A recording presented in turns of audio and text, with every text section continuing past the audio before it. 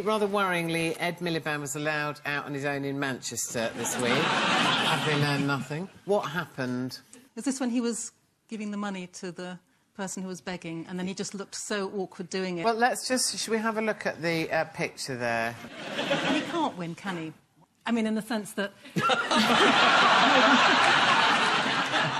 can't help but feel sorry for the man in the sense that who else could actually make giving money to the poor look really, really awful? It's incredibly embarrassing. I mean, he is now genuinely unlucky. He can't do anything. He walks past a beggar. Have I got any change? What's in my pocket? Oh, God, I hope it's £1. No, it's a 2p. Oh, in you go, Ed. You look a complete idiot. Give some money, don't give some money. No, you give 2p, so it's offensive all round. Well, the Labour press machine did leap into action, obviously. Yeah, that's good. How much did they say Ed had coughed up? They said afterwards it was a handful of change. That's right, a handful of coins. Didn't say they were British coins, though. We've all tried that one. No? Oh, all right, just me, then. And on the subject of cocking things up, let's just have a quick look at what the Daily Politics got up to this week. Brian, the last time we spoke, nobody had officially put their hat into the ring. Things have moved on since then. We now have 3. So, tell us more. Well, there was a promise of a vast array of candidates coming forward. Can I just say, we can't actually see you. You've sort of disappeared and you've gone off shot. Sorry to interrupt the camera seems to have jumped off me for some obscure reason. It does. Is there any way it can jump back on, or...?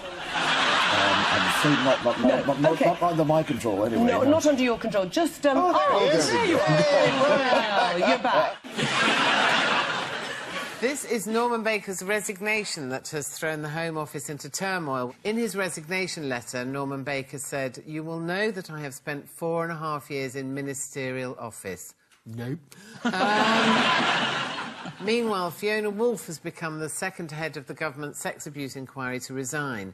This is over her social links to former Home Secretary Leon Britton. The Daily Express helpfully printed photos of them both. I don't know where they met, but I'm guessing it was on Halloween. Paul and Light to suggest that David Cameron shouldn't be so worried about immigration and the free movement of peoples. The fact that EU migrants contribute more than they take out? Absolutely. A report from University College London says that EU migrants substantially benefit the UK economy. If we do accept the report's findings, which immigrants are the best? Shall we play a game of immigrant top trumps? No. We haven't got time. OK, yeah. Oh, go on. All right, let's play. Yeah, all right. Now, that's for you, Paul. You are non-European there, OK. You're Western European there, Richard. OK, Caroline, you are Eastern European. Oh, and if you could pass Ian, UK native.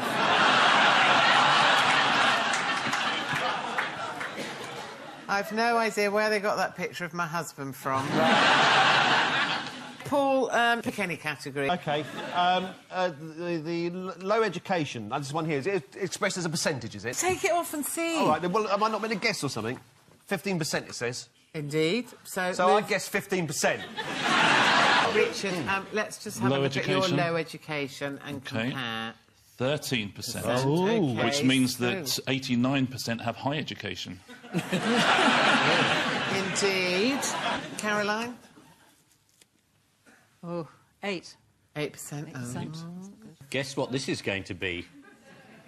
Low education UK native.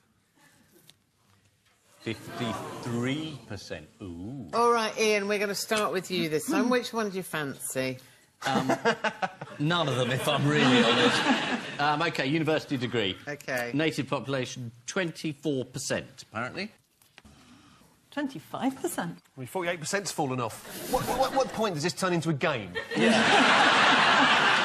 I love these national stereotypes. I can honestly say that I'm glad I'm the one person who doesn't have a stereotypical picture on mine. At least I've got an actual Frenchman on mine.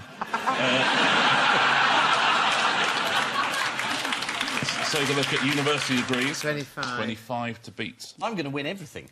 Yeah, I go don't on. think you are. You've already lost this one. Yeah. Which one? University degree. You've already lost. Are you thick or something? Can't see a god. Can't see a god. University degrees for Western Europeans, 62. Oh, yeah. Ooh. Oh, and what's yours, Paul? I know, I can't read it's it. 48%. 48%, fancy that. So, moving on. Richard, you start this one. The average age? 27. 27.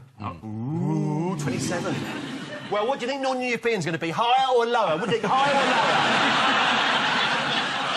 Higher. Oh, let's have a look. Yeah, it's 62. Oh. 26, it's lower. It's lower. Now a bit excited at last. Caroline? You ready for this? 26. Ian, go for it. The average age of UK natives is going to be what? Higher than the young men who come over here to find work? Let's see if it is. Ooh, it is! Well, that certainly proves nothing at all. I don't know to worry you, but these are the people replacing us next week. It's an audition. He's going to be here next week. And finally, Caroline. OK, hourly wage. £6.10 for the Eastern Europeans. £6? I'm paying those guys too much.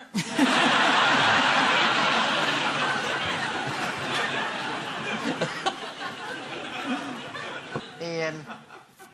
£8.50. Ian, you said £8.50. You've got the car. The car and the caravan are safe. But this is for the motorboat. The average Western European immigrant to the UK received an hourly wage of... £7. £9. No! Your hourly wage for me, £7.09. What about that? Why am I talking like this? So I've got a great idea. Let's get rid of these bleeding cards. There we are, look. This is the warning from the EU that if Britain doesn't pay its £1.7 billion bill by the end of the month, we'll have to fork out £42 million in interest. Apparently, Germany is losing patience with the UK.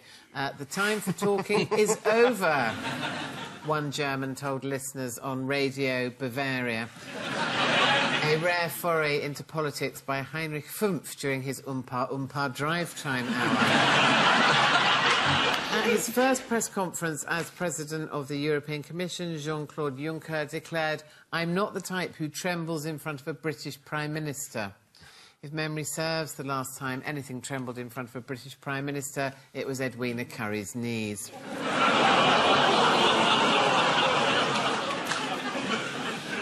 And so to round leaders, how has Kim Jong-un been ridiculed in a photo this week? Well, not in North Korea, presumably. Yeah, he's been photobombed. Some photos were released of him visiting an orphanage. However, on closer inspection, it looks as if someone had carefully positioned two soft toys in a compromising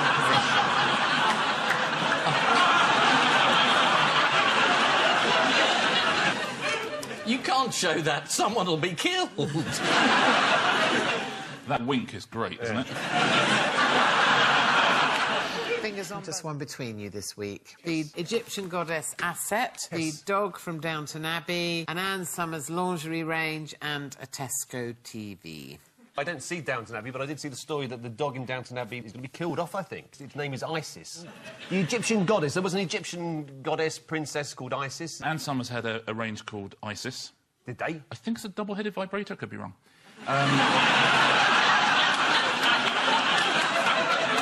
Double-headed? I genuinely hope it's not now. There's a Tesco's Isis television. Oh, well, there we are then, yes. What's the name of the Egyptian goddess? Aset. Aset. Was her name changed to Isis? Indeed it was. Boom. Well done. Now, Ann Summers have received complaints for their Isis underwear range. What? I thought you were right. I thought that was special knowledge. Have you ever been to Ann Summers? Yeah. Right.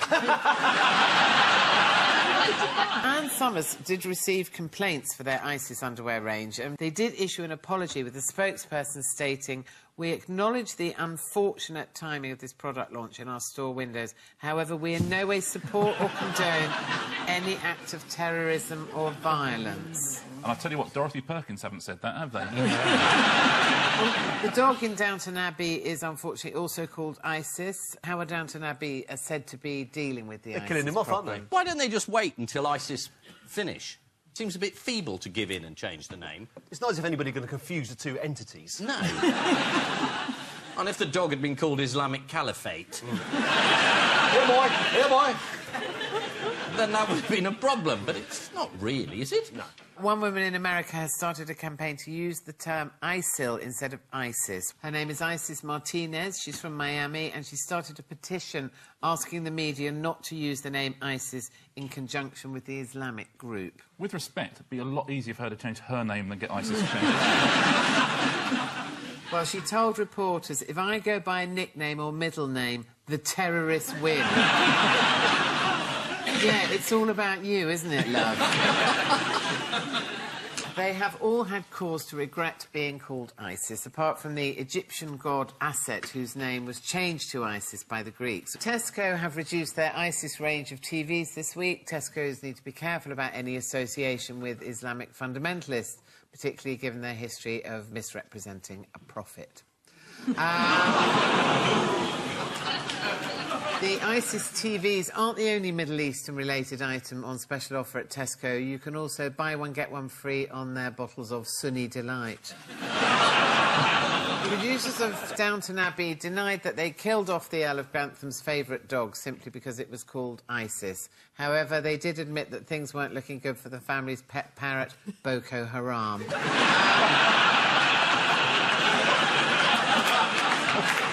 Time now for the mythologist caught what live on camera? Evolving. Is it cold? Giving birth. Not giving birth, a slightly simpler bodily function. Sneezing. Go downstairs a bit. Oh, OK, going to the kitchen to make a sandwich. Live on camera. That's on sandwich, isn't it? Meteorologists having caught weeing on camera. Here he is. Let's bring in Weather Channel meteorologist Mike Seldell. He's in Sugar Mountain, North Carolina. Hi, Mike. Why?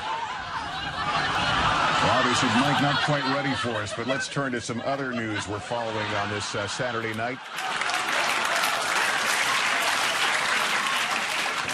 I'm not sure it's entirely clear what he was doing, but let's settle for weeing, shall we? Next, man offers what to women called Elizabeth? To lick the back of their head? Yeah, like a stamp. Yeah, no. Is it the Rosetta Bone? Is it the Rosetta Bone? Man offers free round-the-world trip to women called Elizabeth. Because he bought a ticket, and it was so expensive, he couldn't change it, so he thought it'd be better to find someone called exactly the same thing. Yes. The offer comes with no hidden obligations unless you call sex with a 28-year-old man from Toronto an obligation, which I don't. The man describes it as an opportunity for a once-in-a-lifetime trip, which I'm pretty sure means he's planning to kill you. And finally, established DJs are getting mentally fatigued by what? Having to play the same constant hit records over and over again. The number one culprit in this particular sound horror is the Birdie song. Although it was released 30 years ago, young people still like it to be played at discotheques.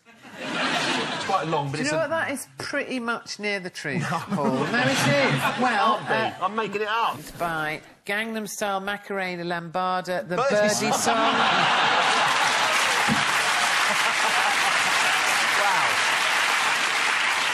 Ups, upside your head and the locomotion. Try and get the Rosetta Bone in. You've said that before, right? Yes.